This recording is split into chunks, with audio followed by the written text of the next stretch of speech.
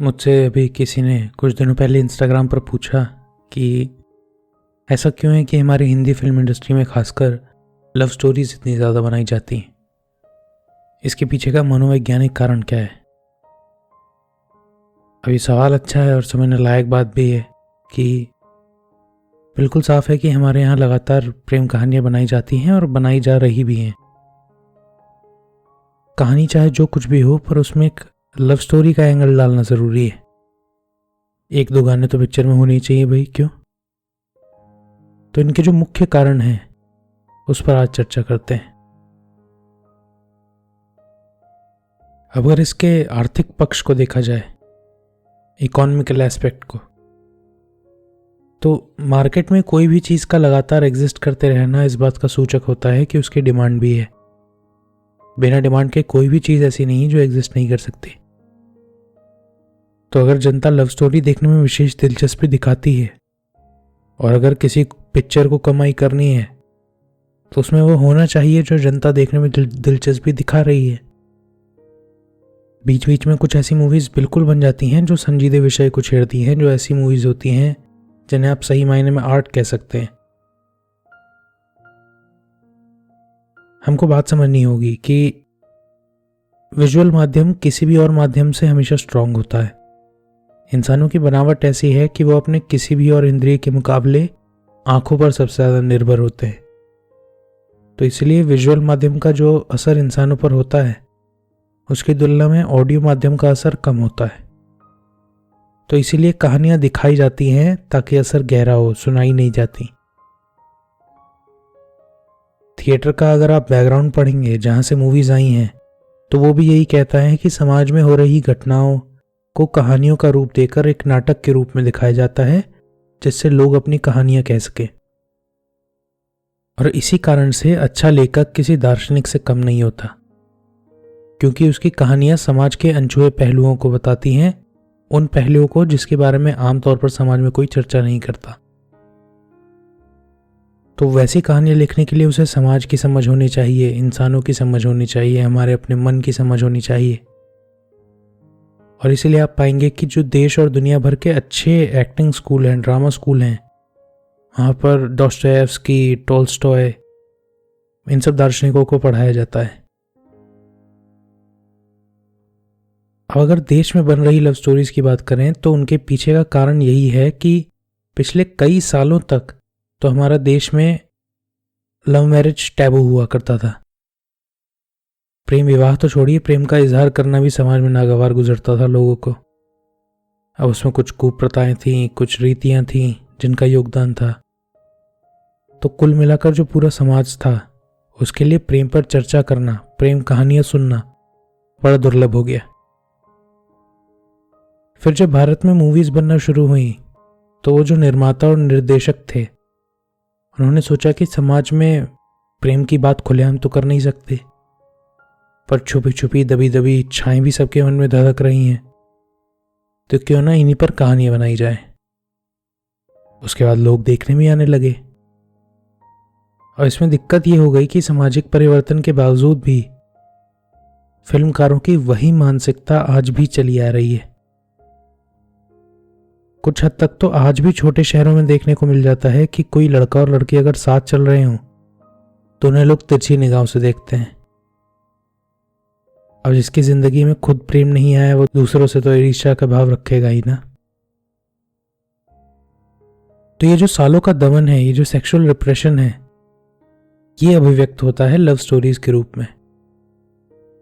इस हद तक कि फिल्मों में गाने ना हो तो लोगों को पिक्चर ही खराब लगने लगती है। अब इसकी जो अति कर दी गई है उसके साथ दिक्कत ये हुई है कि फिल्म बनाने वालों की जेब में पैसे तो आ जाते हैं, पर समाज के मन पर इस कारण क्या असर हो रहा है कोई देखना ही नहीं चाहता। हमने कहा विजुअल माध्यम बड़ा शक्तिशाली होता है तो उसका असर भी वैसा ही होता है। अगर आप लोगों को सिर्फ प्रेम प्रसंग ही दिखाते रहेंगे, अगर हमारे पिक्चरों के गाने सिर्फ प्रेम प्रसंगों की ही बातें करते रहेंगे, तो इसका असर ये होता है कि ये जो युवा पीढ़ी है जिसके शरीर में हार्मोन्स का विशेष वेग पहले से ही होता है, वो कुछ और सोच ही नहीं पाते। क्योंकि ज़्यादातर जो सबसे बड़ा कंज्यूमर बेस है वो युवा पीढ़ी का ही है मूवीज़ में। जहाँ देखो वहीं वो सारी मूवीज़, जहाँ सुनो वहीं वो सब गाने बज रहे हैं। तो युवा पीढ़ी का मन खाली ही कहाँ छोड़ा गया कुछ और सोच पाने के लिए। और मैं ये प्रेम विरोधी बातें नहीं कर रहा हूँ, पर हमारा प्रेम प्रसंग जिंदगी का एक बहुत छोटा हिस्सा हो सकता है, पर अगर वो मन का केंद्र ही बनकर बैठ गया तो जो उस युवा में कुछ और बड़ा करने की संभावना और ऊर्जा थी वो तो वहीं व्यर्थ हो गई ना। अब वो किसी और बड़े लक्ष्य के प्रति ऊर्जा लगाए कैसे? और अगर उसके दिमाग में एक ही ख्याल चल रहा है तो फिर वो कुछ और सोचे कैसे? तो ये दिक्कत हो जाती है। और इतनी सारी चीजें हैं जिनके बारे में बात की जानी चाहिए, पर लव स्टोरीज बनाने से फुर्सत हो वो तो तभी हो पाएगा ना। और आम इंसान तो आम इंसान, हमने तो हमारे देश के जवानों तक को नहीं छोड़ा। हमारी आर्मी मूवीज में भी एक लव एंगल डालना ज़रूरी होता है, एक दो गाने तो डालने ज़रूरी होते ही हैं। और ऐसा नहीं है कि सरहद पर डटे जवानों को परिवार की याद नहीं आती होगी, पर बहुत सी मुसीबतें, बहुत सी मुश्किलें ऐसी हैं उनकी जिनके बारे में आम जनता को पता तक नहीं है, क्योंकि मूवीज में वो दिखाई ही नहीं जाती। जिस तनाव से, जिस हिंसा से वो हर पल घिरे रहते हैं उसके बारे में कोई बात ही नहीं करता। इंसान ही तो हैं वो भी। उन्हें निजी तौर पर किन मुश्किलों का सामना करना पड़ता है, वो किस हालत में, किस तापमान में रहते हैं, ये कभी दिखाया ही नहीं जाता। एक जंग का, एक युद्ध का एक इंसान पर क्या असर पड़ सकता है इसके बारे में कोई बात ही नहीं करता। क्यों हमारे देश में कोई मूवी PTSD पर, पोस्ट ट्रॉमेटिक स्ट्रेस डिसऑर्डर पर नहीं बनती? सर्वाइवर्स गिल्ट पर कोई मूवी नहीं बनती? क्यों देश को नहीं बताया जाता कि हमारे गलत फैसलों की वजह से, गलत राजनीति की वजह से, भ्रष्टाचार की वजह से उन्हें क्या सहना पड़ रहा है सरहद पर? इंतजार है मुझे उस दिन का जब हिंदुस्तान में कोई अमेरिकन स्नाइपर बनाए। जवानों की जिंदगी के इन पहलुओं को न दिखाकर क्या हम उनका असम्मान नहीं कर रहे? ये तो पूछने वाला सवाल है ना। क्यों हमारे देश में किसी वैज्ञानिक के जीवन पर कोई बायोपिक नहीं बनती?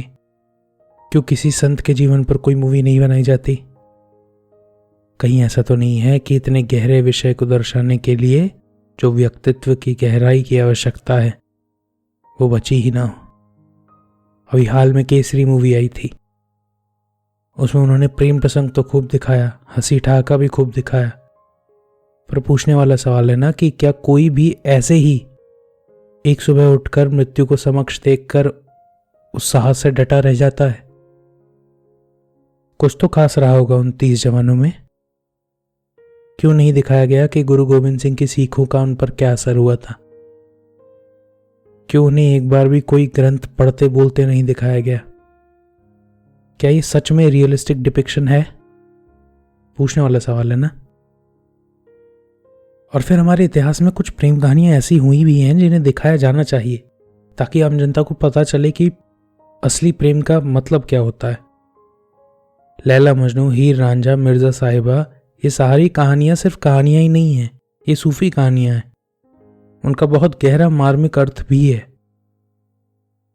पर अगर प्रेम कहानियों के नाम पे आप ये लड़का लड़की गुड्डा गुड्डी वाला ही खेल दिखाए जा रहे हैं तो उसका नतीजा ये होता है कि आम समाज में धारणा ही ऐसी बन जाती है कि आप प्यार शब्द बोले और लोगों के दिमाग में यही लड़का लड़की वाला प्यार चला आता है।